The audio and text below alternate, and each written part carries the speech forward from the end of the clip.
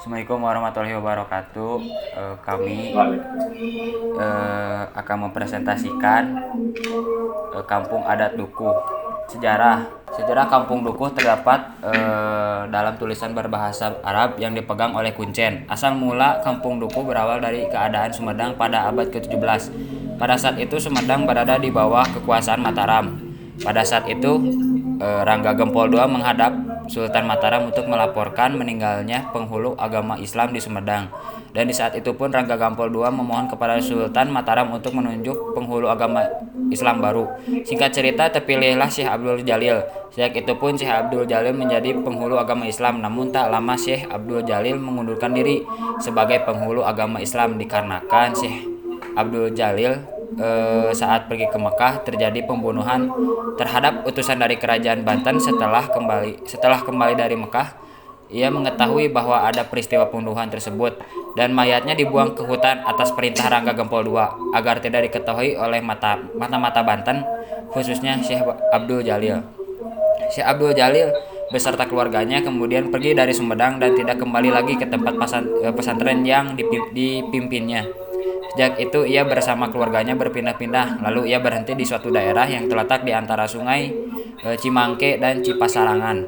Daerah tersebut ternyata telah dihuni oleh Pak Kebon Dani Kebon yang bernama Aki Chandra Diwangsa dan istrinya Nini Chandra Diwangsa.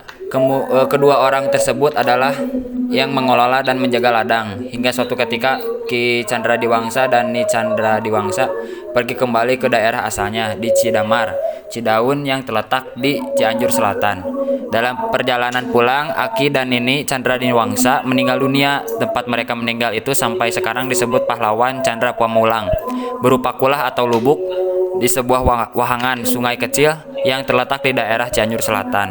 Dan istilah dukuh yang berarti duduk berasal dari kata padukuhan yang artinya sama dengan pacalikan yang berarti tempat bermukim. Namun ada juga yang mengartikan dukuh dengan teguh, kukuh, patuh, dan tukuh yang bermakna kuat, tegas, dan teguh dalam mempertahankan kebenaran dan apa yang diamanatkan oleh karuhun atau leluhur.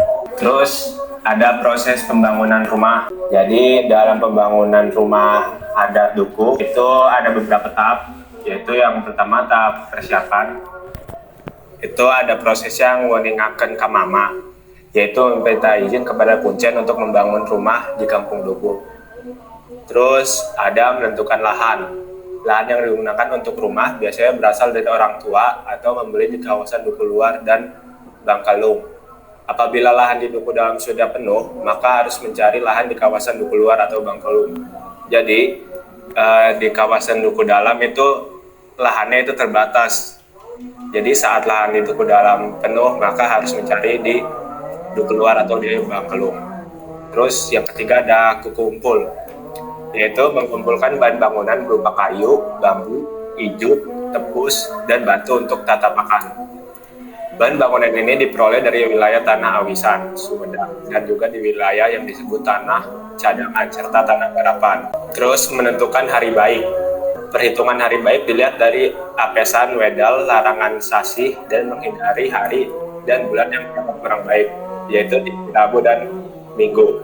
Dan bulan Sapar sampai dengan Lebaran Mulut, yaitu bulan kedua sampai tanggal 14 bulan ke-3 tahun Hijriah.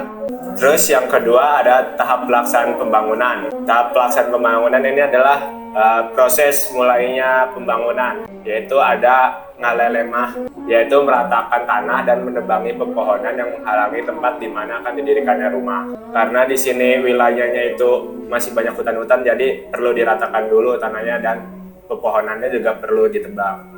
Terus ada mengolah bahan. Kayu yang sudah diambil, yang sudah terkumpul, dipotong-potong sesuai kebutuhan. Kemudian dihaluskan dengan cara diserut. Sementara itu, alang-alang dan ijuk dirangkai untuk bahan atapnya. Terus ada ngadeken, yaitu mendirikan rumah melalui kegiatan-kegiatan seperti memasang tatapakan, memancangkan tiang-tiang utama dan tiang-tiang penyangga, memasangkan dinding menggunakan bilik, pemasangan palupuh atau lantai dari bambu, dan pemasangan atap dari ijuk. Semua proses pengerjaan dilakukan secara gotong royong, dan yang mempunyai rumah hanya menyediakan makan dan minum. Bentuk rumah berupa rumah panggung yang persegi dengan atap suhunan panjang. Setiap tiang-tiang utama rumah berdiri pada tatapakan yang didasari oleh batu, serta memiliki kolong yang dapat dipergunakan untuk menyimpan kayu bakar atau sebagai kandang ternak. Mengingat bagian rumah lebih tinggi dari permukaan tanah, maka di bagian pintu depan dibuat tangga yang disebut golodog. Golodog ini memiliki dua fungsi, yaitu sebagai tangga untuk masuk ke dalam rumah sekaligus tempat untuk duduk di depan rumah. Bentuk atap. Bentuk rumah adat Kampung Dukuh adalah suhunan jolopong, terlihat pada bentuk atap yang memanjang. Kedua bidang atap ini dipisahkan oleh jalur suhunan di tengah bangunan rumah yang dinamakan bubungan. Bahkan jalur suhunan itu sendiri merupakan sisi bersama rangkap dari kedua bidang atap. Bisa dilihat dari contoh gambar di bawah. Terus bentuk fasad. Untuk fasad pada bangunan Kampung Dukuh sangat dipengaruhi oleh material yang ada di sekitar kampung. Contoh ada golodok dari bambu. Golodok ini yang berfungsi tadi untuk duduk-duduk atau untuk pintu masuk, karena kan tadi kan jenis bangunannya kan panggung, jadi harus ada golodok ini untuk menyambung dari bawah ke pintu masuk. Terus atap dari ijuk. Terus juga ada tiang dari kayu, jadi untuk penyangga tiang-tiang utamanya itu terbuat dari kayu atau dari bambu. Terus ada tatapan dari batu. Jadi di bawah tiang-tiang penyangga itu menggunakan batu sebagai tatapakan. Terus dindingnya dibuat dari bilik yang terbuat dari bambu. Penataan ruang. Masyarakat Sunda membagi ruang dengan fungsinya masing-masing. Berdasarkan kepercayaan dan keyakinan mereka, pembagian ini berdasarkan jenis kelamin dan urutan keluarga. Pada salah satu rumah yang ada di Kampung Dukuh ini menunjukkan adanya pembagian area laki-laki dan perempuan. Area laki-laki mempunyai tepas atau golodog di bagian depan, sedangkan area perempuan berada di belakang. Struktur bangunan. Struktur bangunannya umumnya terdiri dari elemen-elemen seperti atap, plafon atau langit-langit, tiang, pintu, dinding, jendela, dan lantai. Jadi di sini bisa dilihat struktur bangunannya. Ada atap yang terbuat dari ijuk atau alang-alang. Terus ada juga balok pengikat. Ada kuda-kuda itu untuk masih rangka atap. Terus ada ring balok, ada balok penupang. Terus ada kayu penahan dinding. Ada bambu yang untuk lantai. Terus ada lantai lembaran. Jadi di atas bambu yang buat penyangga lantai itu ada lantainya lagi yang lembaran bambu dan disangga oleh bambu yang ini. Terus ada kolom dan ada batu. Batu tuh buat yang penyangga tiangnya itu yang paling bawah. Bahan bangunan. Ada beberapa ketentuan terkait bahan bangunan rumah yang harus digunakan. Bahan-bahan bangunan yang harus digunakan adalah tiang-tiang rumah yang terbuat dari kayu, bilik sebagai dinding, palupuh atau bambu yang dipipihkan untuk lantai, erih atau alang-alang yang disusun atau diikat, atau ijuk sebagai atap, dan batu tatapakan, tempat berdirinya tiang-tiang utama yang paling bawah itu tadi. Terus pengumpulannya dilakukan secara gotong royong dengan para tetangga. Bahan-bahan yang tidak tersedia di hutan mereka beli di toko bahan bangunan. Adapun bahan-bahan bangunan yang tidak boleh digunakan adalah genteng, tembok, lantai marmer atau lantai keramik, kaca, dan cat atau kapur. Namun ada beberapa kendala dalam memperoleh bahan-bahan bangunan ini, yaitu adanya penguasaan dari pihak pemerintah terhadap beberapa kawasan hutan yang dikelola oleh Perum Perhutani. Adanya penguasaan dari pihak Perum Perhutani ini menghilangkan akses masyarakat Kampung Dukuh untuk memperoleh bahan-bahan bangunan dari hutan. Terus ada pantangan-pantangan dan aturan. Rumah yang pertama itu rumah yang didirikan harus seragam dengan rumah-rumah tetangga di sekitarnya. Tidak boleh lebih bagus atau lebih megah. Ini dimaksud untuk menghindari timbulnya rasa iri di antara sesama warga masyarakat. Jadi setiap rumah di kampung ini tuh mereka tuh memiliki bentuk yang sama, yang hampir sama, dan tidak boleh ada yang lebih mewah. Terus yang kedua, rumah tidak boleh menggunakan dinding tembok, menggunakan genteng, papan kayu, kaca, serta ubin keramik. Hal ini dilandasi alasan bahwa hal yang bersifat kemewahan akan mengganggu kerukunan dan keharmonisan masyarakat. Terus yang ketiga, tidak boleh memasang kayu secara terbalik, yaitu ujung ada di bawah dan pangkal ada di atas.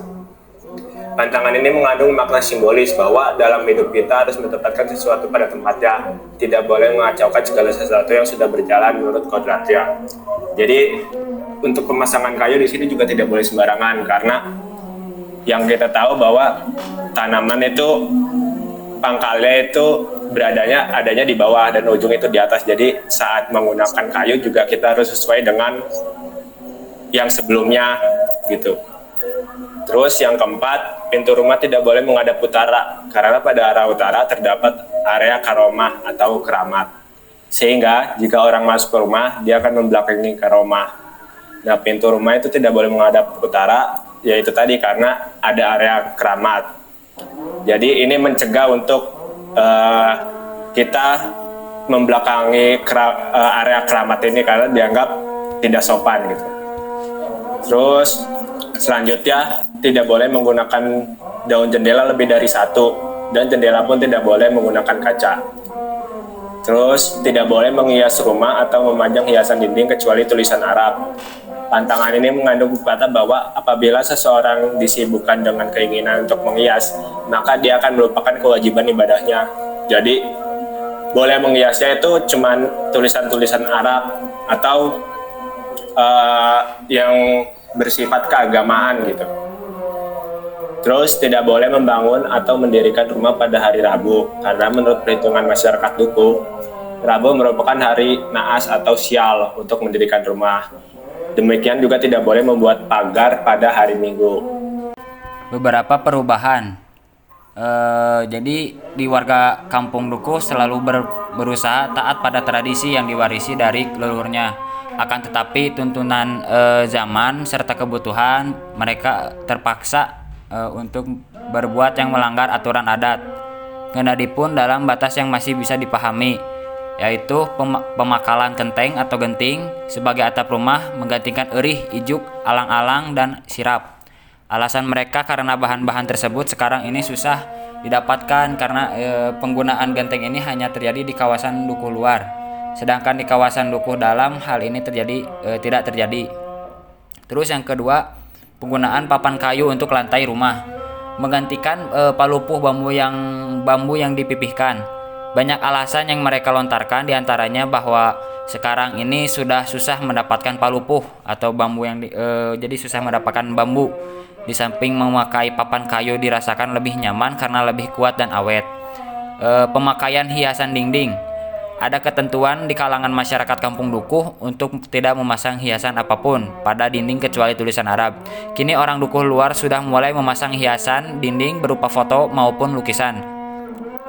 Terus dalam hal penggunaan peralatan rumah tangga, kini orang Dukuh sudah banyak yang memakai lemari untuk wadah pakaian dan ranjang, padahal dulu hal itu dilarang. Sekian dari kita berdua. Mohon maaf bila ada salah-salah kata. Assalamualaikum warahmatullahi wabarakatuh.